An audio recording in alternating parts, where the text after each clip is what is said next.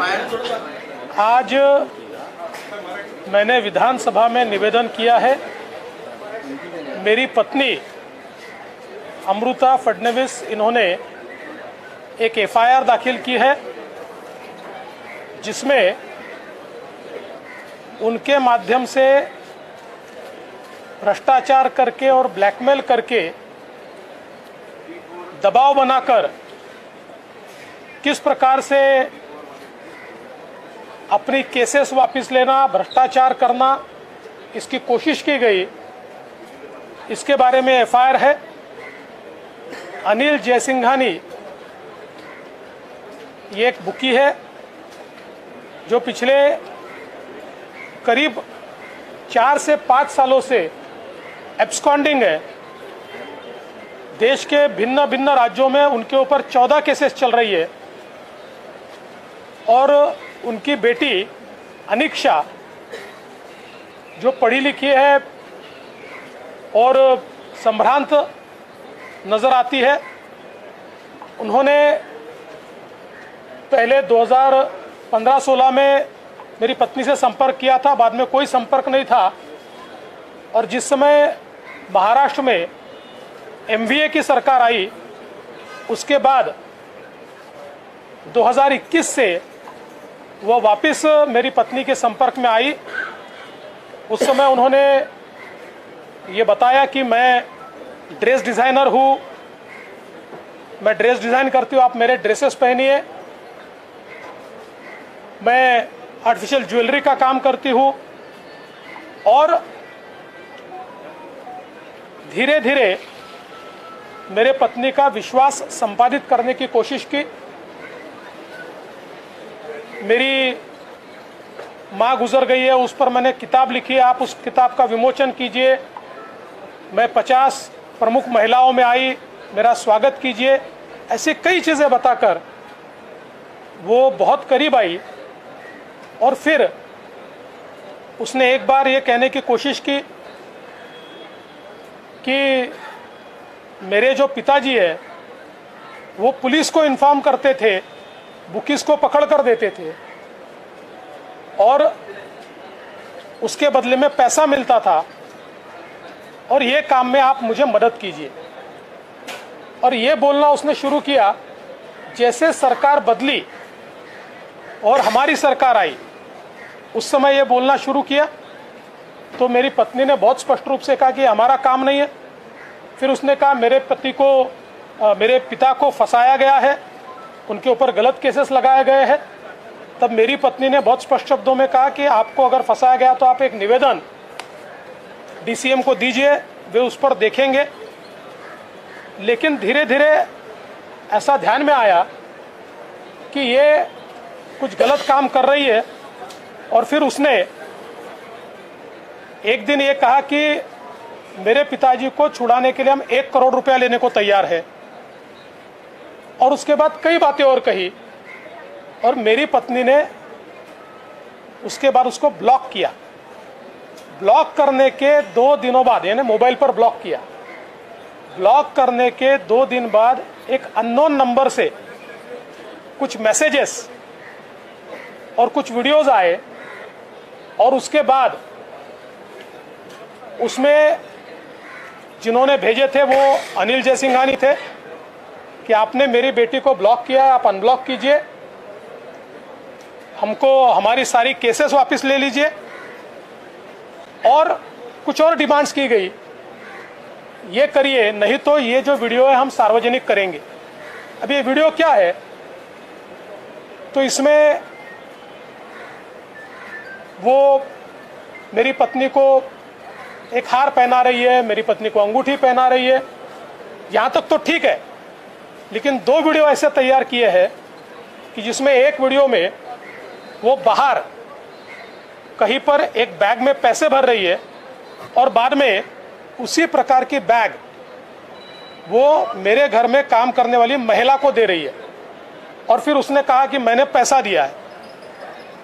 जैसे ही ये सारे वीडियोस आए, तुरंत मैंने एफआईआर करवाई और एफआईआर करवा के ये सारे वीडियो फॉरेंसिक जांच को भेज दिए और पुलिस के कहे अनुसार हमने उनको एंगेज करना शुरू किया, क्योंकि अनिल जयसिंघानी ये फरार थे।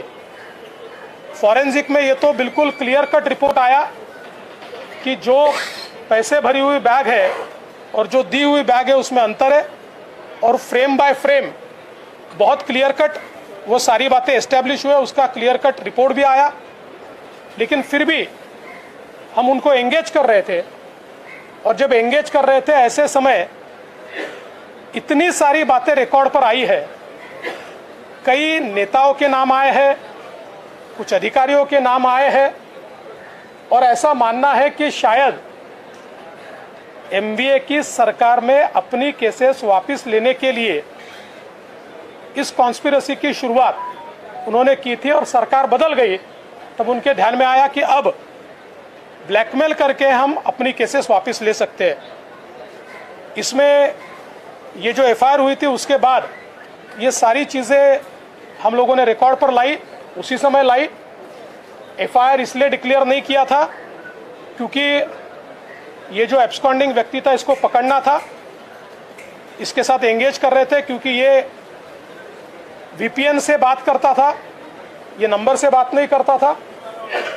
इसलिए ये सारी चीज़ें जैसे जैसे बाहर आई, किंतु चूंकि एफआईआर हुआ था और वो एफआईआर होने के 2 दिन में कोर्ट भेजना पड़ता है, इसलिए उसकी एक खबर आई, और खबर आने के बाद उसके ऊपर कार्रवाई तो हुई, लेकिन अभी भी ये व्यक्ति छपड़ा नहीं है।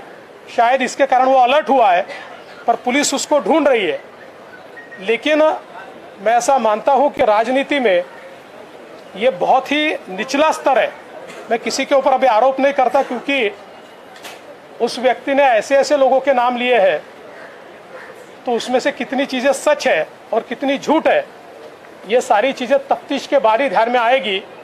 लेकिन उसने मुंबई के एक पुराने पुलिस कमिश्नर का भी नाम लिया हुआ है, और मैं उसके बारे में ज़्यादा नहीं कहूँगा।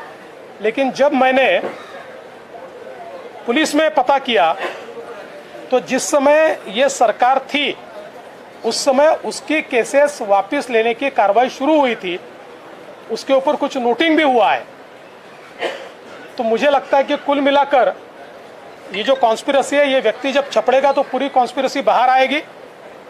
और अभी पुलिस ने कुछ छापे मारे, कुछ कार्रवाइयाँ की है।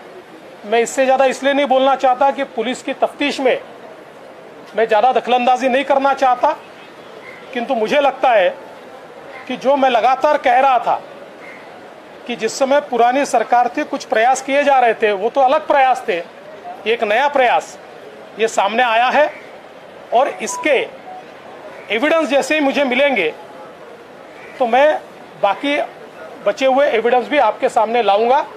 कुछ चीज़ें चार्जशीट के माध्यम से आएगी, तब आपको मिलेगी। मराठीमध्ये मी सभागृहात निवेदन केलेलं आहे।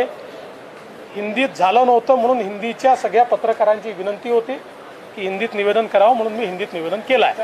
आणि राजकीय कट वाटतो का? यामागे राजकीय कट आहे, राजकीय कट आहे असं आहे। राजकीय कट आहे की नाही हे लवकरच ठरेल।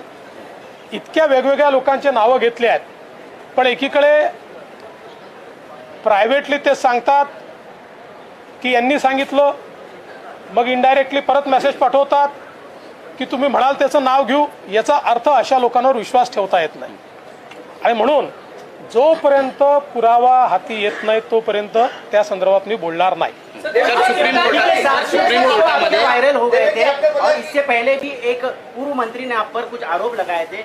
उस केस से इस केस का कुछ लिंक है क्या? उस केस से इसका कोई ताल्लुकात दिखता नहीं है। सर, सुप्रीम कोर्टामध्ये तो देखिए, ऐसा है, उन्होंने कई लोगों के नाम लिए हैं, इसका मतलब वो सच है या नहीं है इसकी तफ्तीश किए बिना तो नहीं किया जा सकता। कल को कोई हमारा नाम ले ले तो थोड़ी हम कोई दोषी होते, इसलिए इसकी तफ्तीश होगी। जो बातें उन्होंने कही है, क्योंकि हम लोग तो एंगेज कर रहे थे, तो एंगेज करने में कुछ बातें उन्होंने मोबाइल पर कही है, कुछ उनकी बेटी ने प्राइवेटली कही है, उसको भी हमने उसी समय पुलिस को बताया है। तो ये पूरी केस डायरी चल रही थी, ये थोड़ा और समय शायद मिल जाता तो ये व्यक्ति भी हाथ में आ जाता। सर कपिल सिब्बल यांनी सुप्रीम कोर्ट नहीं, मुझे अभी अभी उसका अपडेट नहीं। सर कपिल सिब्बल यांनी सुप्रीम कोर्टामध्ये एक युक्तिवाद केला त्यात ते म्हणाले देखिए, मैं इसके बारे में इससे ज़्यादा नहीं बोलना चाहता। आप भी इसमें अटकलें मत लगाइए। जल्दी कई चीज़ें बाहर आएगी और चार्जशीट में तो बहुत ज़्यादा चीज़ें आएगी, क्योंकि कुछ फॉरेंसिक रिपोर्ट आए हैं, कुछ आने बाकी है। कैसे वीडियो में पीछे से आवाज़ लगाई गई, ये चीज़ें भी ध्यान में आ रही है। तो ये सारी चीज़ें जल्दी बाहर आएगी। सर बेईमानी एक सवाल ये है, क्या वाकई में सिर्फ केसेस से छुटकारा पाना? विधायक है, कोई पद पर है। आप मुझे लगातार अलग अलग तरीके से वही प्रश्न पूछ रहे हैं। मैं बहुत जिम्मेदार नेता हूँ, इसलिए मैंने किसी का भी नाम लेने से पहले, कोई अपराधी किसी का नाम लेता है इसलिए वो नाम मैं यहाँ पर लूँ, ये गलत बात होगी। हाँ, उसमें अगर कोई भी सुराग मिलेगा तो नाम मैं पक्का लूँगा।